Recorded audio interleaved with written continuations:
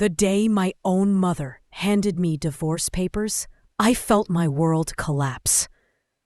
I had always imagined betrayal coming from strangers, maybe even acquaintances, but never from the woman who gave me life. She wasn't divorcing my father, as anyone would assume when hearing such words. No, she was divorcing me. She was divorcing me from the very life I had built with my own two hands. My career, my home, my marriage, my name. She wanted to strip it all away and leave me standing with nothing but ashes. When those papers landed in front of me, I thought at first it was some sick joke. I thought maybe she wanted to scare me, to remind me that she still had some kind of hold over me. But when I saw the signatures, the legal stamps, and the unmistakable coldness in her eyes, I realized this was no bluff. This was real. My own mother had orchestrated the legal undoing of my life. For a brief moment, I wanted to collapse into tears. I wanted to scream, to beg her to stop, to ask her why she was doing this to me. But the silence that filled the room told me all I needed to know. She wasn't acting out of anger. She wasn't doing this in the heat of the moment. This had been carefully planned, plotted behind my back for weeks, maybe even months. My mother, the person I trusted most, had been building a case against me while pretending to stand by my side. I remember staring at my hands, trembling so badly I could hardly hold the papers steady. I read line after line, every word dripping with betrayal. My marriage dismantled, my property reassigned, my accounts redirected. It wasn't just a divorce. It was an execution of my entire identity. And the cruelest part, it wasn't even my husband who had placed it in front of me. It was my mother. She thought she had won at that moment. She thought I would crumble under the weight of her betrayal, sign the documents in defeat, and watch everything I had worked for vanish. To her, it must have felt like checkmate. But what she didn't know, what she could never have anticipated, was that I had someone in my corner who wasn't afraid of her schemes. My lawyer. You see, my mother underestimated me. She thought I was naive, too soft-hearted, too loyal to ever fight back. She thought that by the time I noticed the trap she had set, it would be too late. But she was wrong. She forgot that I was the daughter she raised to be resilient, to never back down, and to fight for what was mine. She forgot that the same fire she used to push me through life still burned inside me, and this time it wasn't going to burn me. It was going to burn her. And when the truth finally came out in court, when every lie she had told unraveled and every piece of evidence she had hidden was laid bare for the world to see, it wasn't me who lost everything. It was her. My name is Clara. Am 33 years old, and for as long as I can remember, I was raised to believe that family is everything. That was the lesson repeated to me from the time I was a little girl, sitting at the kitchen table while my mother, Diana, reminded me that blood is thicker than water. As an only child, I never had siblings to lean on, so all my love and trust went straight to her. She was my best friend, my confidant, and also, in many ways, my fiercest critic. Growing up in a small town, it was just the two of us most of the time. My father was around, but he was quiet, almost invisible in the way he moved through life. It was my mother who filled the house with her voice, her opinions, and her rules. She praised me when I brought home good grades, yet the praise always carried a sharp edge, like a warning that I could never let myself slip. If I won a school prize, she would tell me how proud she was, but then she would remind me not to get too comfortable, because someone else could always take my place at the top. It was her way of pushing me, though at the time I saw it as love. As a child, I believed her completely. I worked hard to earn every smile she gave me, every small moment of approval. I was ambitious even then. I was the girl who built castles out of cardboard boxes and sketched houses in the margins of her notebooks. I told anyone who asked that I wanted to be an architect when I grew up, and I meant it. I didn't just want to design buildings. I wanted to design something lasting, something strong, something my mother could look at one day and say, "That's my daughter. She did this." But if I inherited anything from my mother, it was not just her drive. It was also her control. She hovered over every decision I made. She wanted to know what friends I was keeping, what dreams I was chasing, even what clothes I was choosing to wear. At times it felt suffocating. Yet I convinced myself that this was normal, that this was love, that mothers who cared simply involved themselves in every detail. Looking back now, I realize that my biggest strength, my hardworking and trusting nature, was also my greatest weakness. I was ambitious, yes, but I was also forgiving to a fault. I gave second chances where I shouldn't have. I let people close who didn't always deserve the space I gave them. And the person I trusted most, the one I believed I was working so hard to make proud, would eventually be the one to betray me the deepest. At 33, I had built the life I dreamed of as a little girl, a career as an architect, a home I designed myself, and a future I thought was secure. I thought I had finally earned not only my mother's approval, but her admiration. I thought she would stand beside me, proud of everything I had accomplished. What I didn't know was that beneath every smile she gave me, there was a shadow I had been too blind to see. By the time I turned 33, I believed I had built the kind of life most people only dreamed about. I was married to David, a man who, at least in the beginning, felt like my safe harbor. He was calm where I was driven, gentle where I was relentless. Together, we balanced each other. Or so I thought. Our marriage had its ordinary struggles like any partnership, but from the outside, it looked stable and strong. I truly believe we were a team, building something lasting together. Professionally, I had accomplished more than I ever imagined as that little girl sketching houses in the margins of her notebooks.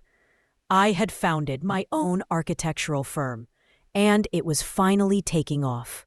Contracts were coming in steadily. Clients respected me, and my designs were starting to earn recognition beyond our small town. There was a sense of pride in seeing my vision on paper become concrete and steel. To walk through a building and know that every line had started in my own hands, that feeling was priceless. And even better, it gave me something I had always craved: financial independence. The house David and I lived in was not just a home, but a symbol of that independence. I had designed it myself from the ground up. Every detail reflected my vision, from the open spaces filled with light to the quiet corners meant for reflection. It wasn't just walls and furniture. It was the story of my perseverance. Whenever I walked through those doors, I felt a mixture of peace and triumph. It was mine, in a way that went beyond ownership papers. It was the physical proof of years of work, sacrifice, and dreams. And of course, I shared it all with my mother. I often invited her over, believing our bond was unbreakable, believing she celebrated my success as much as I did. I wanted her to see what I had created. I wanted her approval, her pride, her acknowledgement that I had taken all the lessons she gave me and built something extraordinary. She would walk through the rooms, running her hand along the furniture, studying every detail, and I mistook her silence as admiration. I thought she was proud but just didn't know how to express it. Looking back now, I see the truth more clearly. What I believed was pride was something far darker. Her silence was not admiration. It was calculation. Her gaze was not filled with love, but with envy. I thought I was sharing my triumph with her, when in reality, I was unknowingly feeding her resentment. Every contract I signed, every success I celebrated, every compliment I received only deepened the shadow in her eyes. At the time, I was blind to it. To me, life felt solid. My marriage seemed stable. My career was soaring. My home was a sanctuary. I was convinced I had everything I had ever wanted, and that my mother, the woman who raised me, was standing proudly at my side. I could not have been more wrong. What I thought was the perfect foundation of my life was already cracking beneath me, and the person I trusted most was the one striking the hammer. The first cracks in my perfect life didn't appear as explosions. They came as whispers. At first, it was small comments my mother made in passing, remarks that I brushed off as harmless observations. She would look at David across the dinner table and sigh, saying things like, "He's a good man, Clara, but don't you think he's a little too quiet?" Or, "A woman as ambitious as you needs a husband who can keep up." She said it as though she were looking out for me, as though she only wanted me to have the best. But each word planted a seed of doubt that began to grow in places I didn't expect. It didn't stop there. Soon, her comments shifted from my marriage to my finances.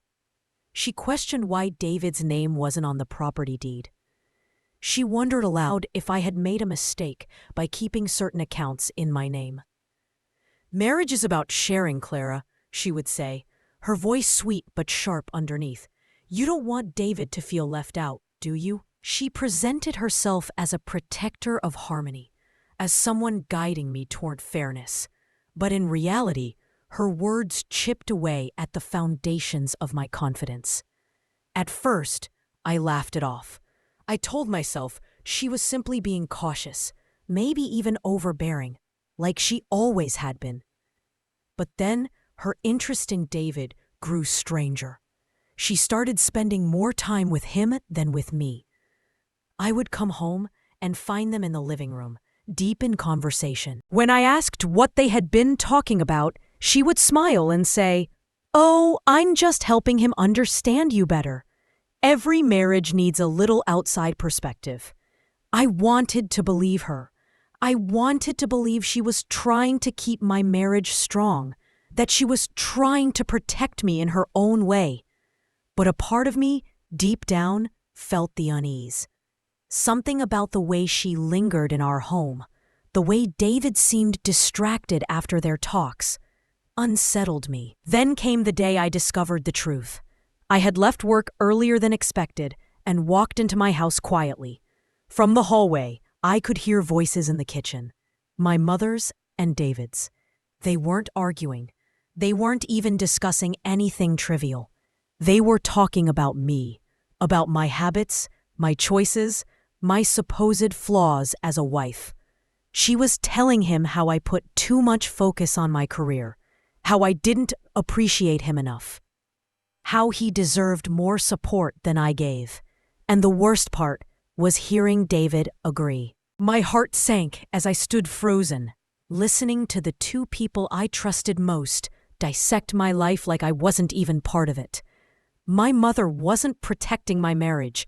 She was tearing it apart from the inside.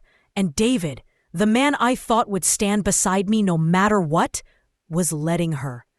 At first, I wanted to convince myself it was a misunderstanding, that she was just trying to help, that maybe she believed she was guiding us. But deep down, I knew.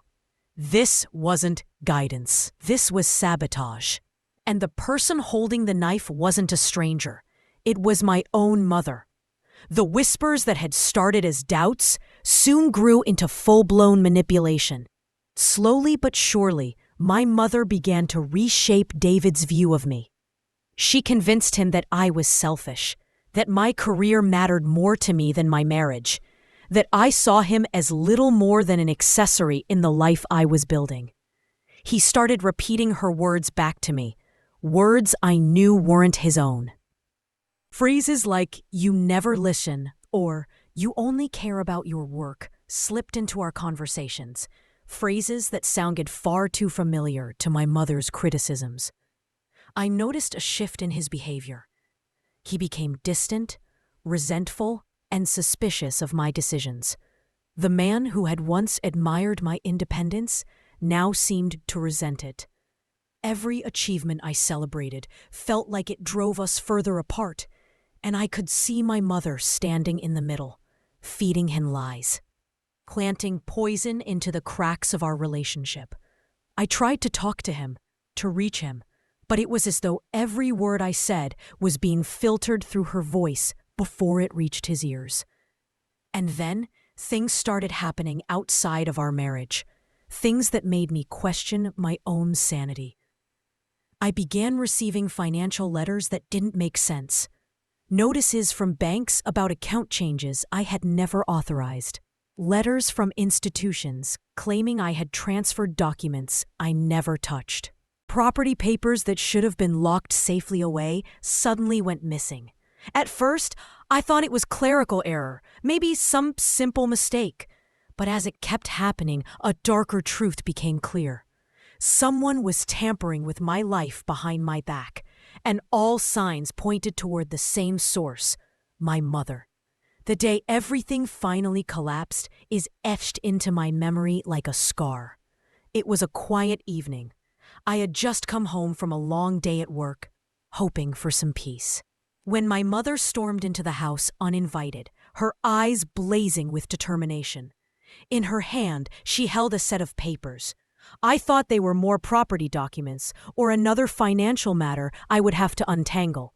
But when she dropped them in front of me, my heart froze. Divorce papers.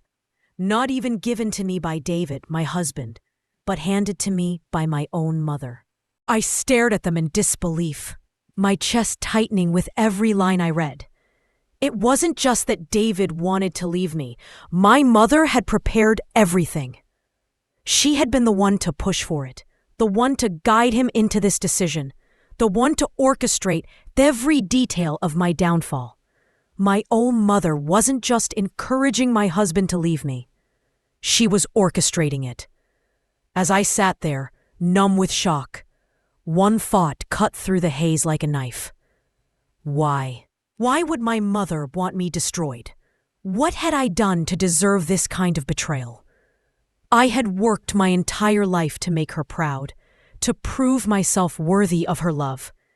And now she was tearing my life apart, piece by piece.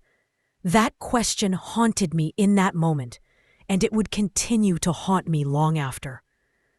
I wish I could say that I fought back the moment I saw those divorce papers, but the truth is, I didn't. For a while, I broke. My husband had grown distant. My own mother had betrayed me, and the career I had worked so hard to build suddenly felt unstable. Every day I went into the office, I wore a mask of confidence, but inside, I was drowning. Clients were still calling, projects were still moving forward, but my heart wasn't in it. I felt hollow, like everything I had built was already slipping through my fingers. The house that once felt like my sanctuary now felt like a trap. Every corner reminded me of David's absence. Every shadow reminded me of my mother's intrusion. I would sit at the dining table, staring at those papers, trying to make sense of how my life had unraveled so quickly. The woman I trusted most had become my enemy, and the man I married had turned into her accomplice. But then, something inside me shifted. Maybe it was survival, maybe it was anger, maybe it was both. I realized I couldn't keep sitting there, letting them strip me of everything. If I signed those papers blindly, I would lose more than just my marriage. I would lose myself. I needed help, someone who could see through the lies and tell me what was really happening. That's when I reached out to Natalie, my old friend from university who had become a lawyer.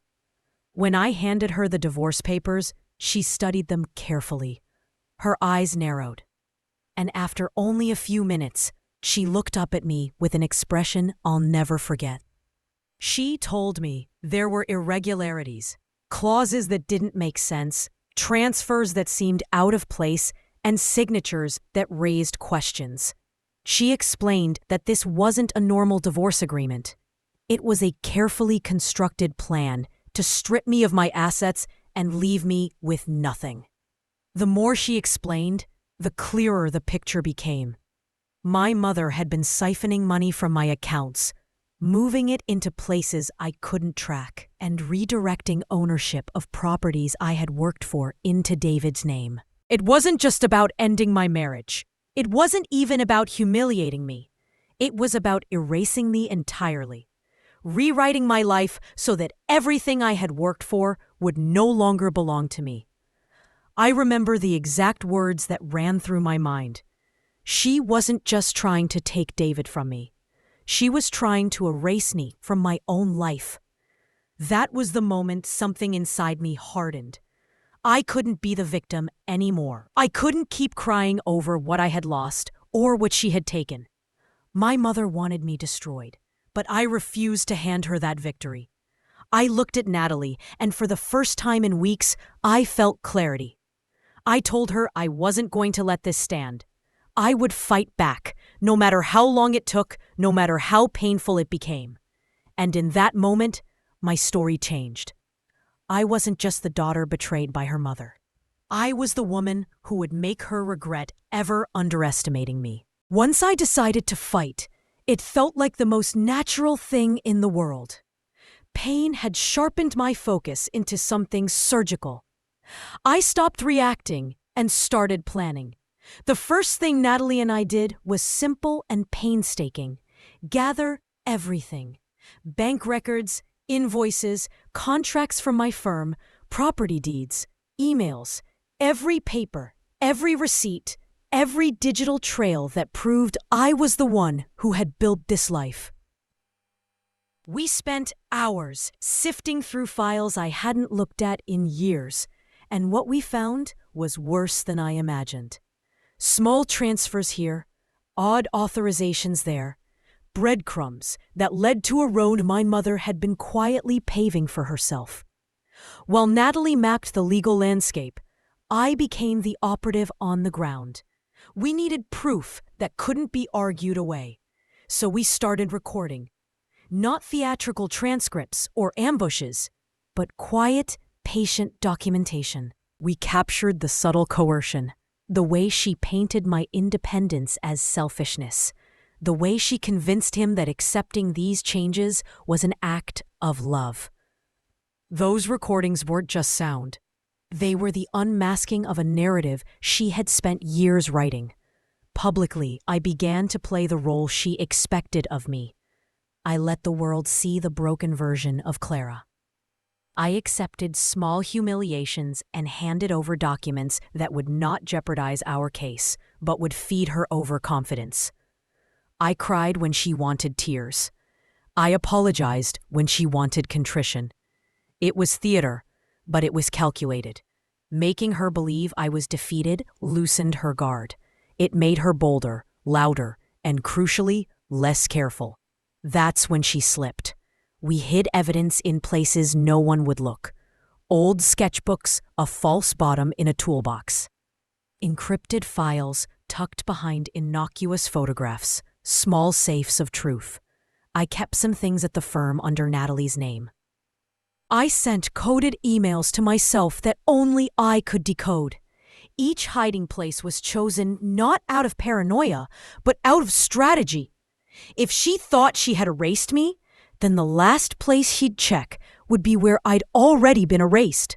Then a stroke of luck that felt like destiny. A contractor who had worked on one of my projects came forward. He had overheard Diana on a site visit, making threats and issuing instructions that directly contradicted her public face. He remembered dates, names, offhand comments, details that matched the financial trail we were building. His voice filled gaps that paperwork couldn't, and suddenly the story wasn't just numbers, it was testimony. Natalie kept digging and found forgery. Signatures that looked like mine, but didn't match the cadence of my hand. pages where someone had traced my initials to create a legal illusion. That revelation changed everything. Forgery elevated this from family betrayal to criminal conspiracy. Each piece reinforced the other.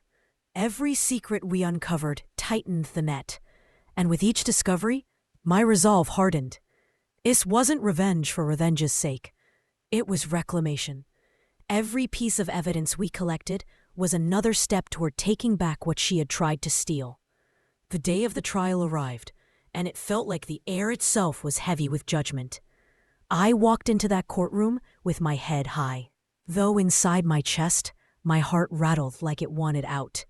Diana sat at the opposing table, a faint smirk playing on her lips, her posture that of a woman who believed she had already won. She didn't look at me with sadness or even anger. She looked at me like I was an obstacle she had successfully moved aside. David was there too, seated beside her, his face pale but rigid. He wouldn't meet my eyes. I could tell he was convinced by her whispers, by her carefully crafted story, that I was controlling, selfish, and manipulative. It was a betrayal I hadn't been prepared for, but I forced myself not to falter. This wasn't about his belief or disbelief. This was about truth. The proceedings began quietly, just as any hearing would. But the real storm started when Natalie rose with our evidence. Piece by piece, she unfolded the narrative. First came the financial irregularities. Bank statements that showed withdrawals I had never authorized. Transfers that bled into accounts I never knew existed. Every number, every line of data felt like a dagger into the illusion Diana had built. Then came the property deeds. Documents that bore my name, but in a hand that wasn't mine. Natalie held them up for the judge to see, pointing out inconsistencies so glaring, even the most casual observer could tell they weren't authentic. That was the first moment Diana's smirk flickered. Only for a second, but it was there, the crack in her armor. The courtroom shifted when the recordings played. Diana's voice, clear and unshakable, filled the room. Her tone cold, deliberate, unmistakable. She's too soft. She doesn't deserve to run this. If we remove her from the picture, we can control everything. The words echoed like a gavel strike. I didn't need to look around to know people were shocked. I could feel it in the silence that followed. Even David's face drained of color as he recognized her voice, the same one he had trusted, now exposing its venom for everyone to hear. But Natalie wasn't done. She moved with precision, layering the evidence. Testimonies followed. The contractor who had overheard her threats, the notary who had been suspicious about certain signings, all reinforcing the pattern of deceit. Diana shifted in her seat now, her confidence unraveling thread by thread. The judge leaned forward, asking sharper questions, and I could see in his eyes that the tide was turning. Still, Diana tried to argue, tried to paint herself as misunderstood, as a mother desperate to protect her daughter from her own flaws. But every attempt crumbled under the weight of evidence. And just when the room seemed ready to conclude, Natalie delivered the final blow. She revealed one last file, an account in Diana's name, hidden offshore, traced back through a paper trail that connected every missing dollar. It wasn't just betrayal anymore. It was theft, fraud, premeditated destruction. The gasp that rippled through the courtroom was unlike anything I had ever heard. Diana's face went pale. David finally looked at me, and in his eyes I saw the realization that everything he had believed was a lie. The courtroom was no longer a battlefield. It was a graveyard for the story Diana had tried to write. And for the first time in months, I felt the weight of survival shift into the power of victory. Just when I thought the storm had reached its peak, the courtroom turned darker. The judge paused, reviewing a folder the opposing counsel had tried to slip into evidence. It contained loan documents, massive debts that on paper belonged to me. My heart pounded so loudly I could barely hear the murmur spreading across the room. These weren't small sums. They were the kind of numbers that could crush a life, erase a career, and drag me into a pit of financial ruin I could never climb out of. And then it hit me. This was her final move. Diana hadn't just been stealing from me. She had been borrowing in my name, setting me up to take the fall, while she quietly secured every asset for herself. If this went unchallenged, I wouldn't only lose everything I built. I'd walk out of that room branded as reckless, drowning in debts I never agreed to. For a split second, fear clawed at me. But then I glanced at Natalie. Her calm, steady eyes told me everything. I didn't need to panic. We had prepared for this. We had seen the patterns, the suspicious credit pulls, the whispers of accounts being probed. Natalie stood, her voice steady but sharp, cutting through the chaos. She presented documents we had painstakingly gathered. Digital trails showing loan applications submitted from Diana's devices. Funds rerouted to her hidden accounts. Signatures traced and proven forged.